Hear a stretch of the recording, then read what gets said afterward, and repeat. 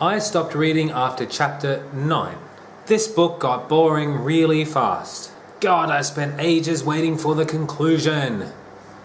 Real reader reviews written by some very blunt readers, and all of them motivated by the same thing: a sagging middle. 10% luck, 20% skill, 15% concentrated power of will, 5% pleasure, 50% pain, and 100% reason to remember the name.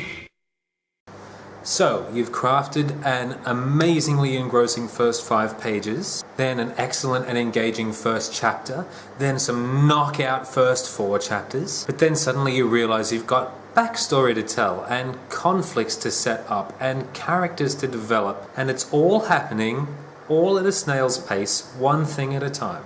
The readers aren't really very forgiving of that sort of thing. It gets better later on isn't a valid defense for them being bored.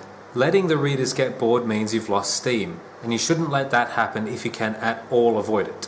It's probably happening because you've lost tension. So there was a killer opening, and then a huge complication, and then pages and pages of dealing with thoughts and emotions, probably with lots of thinking and talking. A shortcut way to fixing that is to see if you can amp up the action somehow.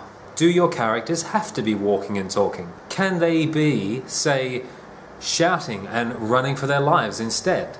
Do they have to be sitting under a tree thinking about these sorts of things? Can they be, say, on a motorcycle dodging police cars, coming to the same conclusion?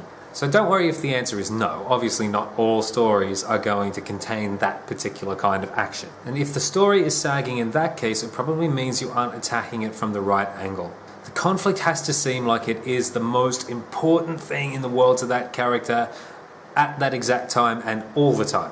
If some mundane thing is happening in the book, always bring it back to that. If this mundane thing wasn't happening, life as we know it would stop existing for this character. Try to keep the story like one paragraph away from sliding into catastrophe, like at all times. Alex Yushlik over at The Secret Life of Writers wrote a good blog post about gutting the sagging middle. One of her suggestions is that if you can shorten and combine some of your scenes that are in the middle that are stretching things out, it's going to be more interesting for the readers. The story threads become more efficient that way. If you can set up 3 conflicts in one scene, like fighting brothers, an unrequited crush, and say the impending doom of all life on Earth, that's going to be more interesting than just one of those things, like fighting brothers. It could also be that your story is missing something at this point. Some vital plot point could be absent that's needed to really drive that story forward. Can we get a ticking clock involved somehow? Maybe some shadowy villain can be tailing the main characters so that they can never settle down and take a proper breath. The middle's also the point where traditionally the romantic subplots start to come to the fore. So if that's the case in your book, then make sure that the romance is really interesting and worthwhile. Can the lovers be fighting? Can they be separated and yearning for one another? Can they do something stupid, rush their relationship and have a falling out? So just a few ideas to help take care of that sagging middle. You don't want your story to sag anywhere, and the most common place that that'll happen is between chapters like 6 and 15, after the big opening and before the big conclusion that starts gathering steam. The best ending in the world won't matter if the readers don't really make it that far, obviously.